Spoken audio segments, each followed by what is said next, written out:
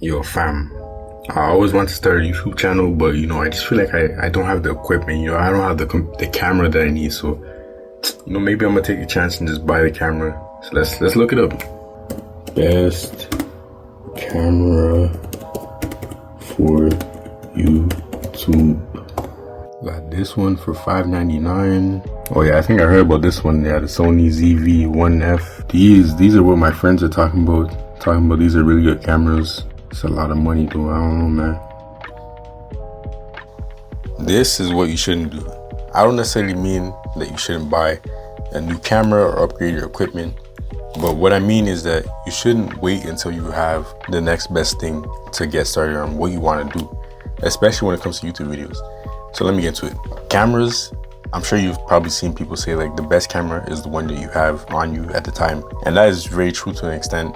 And like, you can upgrade your camera to get, better quality. You can allow yourself to have more room for different kinds of things that you're trying to create. But ultimately, the result that you get from a camera comes down to how you use the camera and what you're trying to accomplish. For a lot of people, they don't need expensive cameras. You don't need to spend even $500. Like, that's not necessarily bad for a really good camera.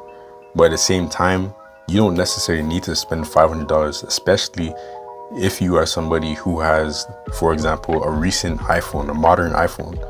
You really don't need to spend money on a camera. You can use your iPhone to make videos, to create content. There's mics. The mic that I'm using right now, it has an adapter for USB-C and an adapter for Lightning. So what I'm trying to say is that you don't necessarily need a camera, especially for, like, this is a video that you're watching right now, and I'm using my smartphone, but I can easily switch and use this iPad. And if you're still watching the video, then you're still watching the video because you care about what the video is about. You care about the content. You don't necessarily care a lot about how it looks, depending on the content, right? So that's why I'm saying you don't need to buy a camera necessarily to get started on a YouTube channel. If you are somebody who's trying to make vlogging videos, or somebody who's trying to make, talking videos where you're talking to the camera like this, or somebody who's trying to make, even like, you can make any type of video with your phone nowadays. Like me on my channel, you can check out my channel. My videos are not the highest quality, but up until like 2020, 2021 maybe, I sold my camera, my last camera that I had. I sold it, and I was like, I don't need a camera anymore because smartphones are that good. Smartphones are good enough for me. And so like, why still keep a camera on? Like, the benefits of using a smartphone for, video and content creation, stuff like that, is you don't need to take files off of an SD card and put it into a computer in order to actually use the files. For smartphones, it's just on the device. And then a lot of times, my Samsung devices, my Android phones, I just connect one of these, boom, transfer the files within a couple of seconds, and it's good to go. Recent iPhones have that as well. The iPhone 15 Pro and the 16 Pros, they have fast transfer speeds. And honestly, even older iPhones, like, it doesn't take long to transfer your files off, your phone to one of these and then into your computer. But if you have an iPhone, you can definitely get away with editing your videos on the iPhone as well. You have CapCut, you have iMovie, you have some other free video editing softwares that you can use to edit your videos. So you don't even necessarily need to take the video off of your phone. So that's another pro for using your phone instead of an actual camera. You don't have to take it off an SD card and put it into a computer, but you can also edit the video directly from your phone. So this is the workflow. I take my phone, I film a video, then I edit it on my phone. That's very possible, especially for majority of the kinds of videos that people want to make nowadays. Like, a lot of people just talk in front of their phone and the camera. A lot of people just want to hold their phone up and vlog like this, or hold the camera up and vlog like this. You don't need an expensive camera. You don't even need a real camera to do that kind of stuff. Like, realistically, who is going to sit down and watch a video and be like, yeah, this guy's only recording in 1080p right now, or yeah, this guy's not using the best camera out there? Who's really doing that? Unless it's like let's say you're trying to make a movie, then maybe you need higher equipment. But even then, it's like, people are making movies with the Samsung S10. We're on the Samsung S24 Ultra right now, and people were using the S10 like 5-6 years ago to film videos, to film movies. So, short films and stuff like that. So it's like, it really just comes down to how you use the camera and the device you have. But anyways, what I'm trying to say is that your smartphone is good enough to create videos, to create content, to take photos. You don't need to spend money to get started on a YouTube channel. So if that's something you want to do right now, create content, you could do that right now. It's only really you holding yourself back. It's not the equipment. It's not the lack of money even. It's you holding yourself back right now. You can get started right now.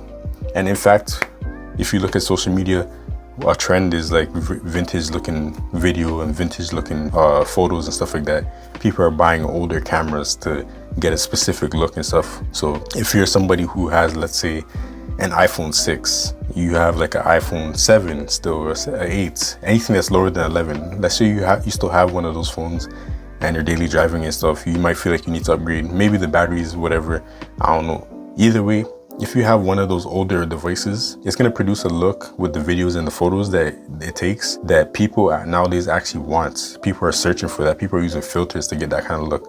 So if you randomly come on the scene and you're posting videos on TikTok and videos on YouTube with this iPhone 6 look, that's gonna make you stand out, and people might even be drawn to that kind of aesthetic and vibe. I think I've seen like some random videos on YouTube where people are using like an old 720p webcam, but it's like a video made in 2024. So, and like getting like hundreds of thousands of views, millions of views. Really, you don't need to upgrade your equipment. You don't need to buy the next best thing to get started. You just need to start. So if that's you, just get started. Don't worry about the equipment right now. Worry about you taking the ideas out of your brain and materializing it, putting it into action, into words, into video format, whatever it is. Start creating right now, man. You got access. If you want to draw, pen and paper. If you don't have paper, you don't have a book, Dollarama. If you don't have $1, you just gotta hug it and ask someone for $1. Like, there's options that you have right now. I guarantee you probably have options that you can use right now, things that you can use right now to start creating and start reaching the goal that you have. And you don't necessarily need to buy something new. And I'm speaking to myself, I'm always like, oh, if I had the better mic,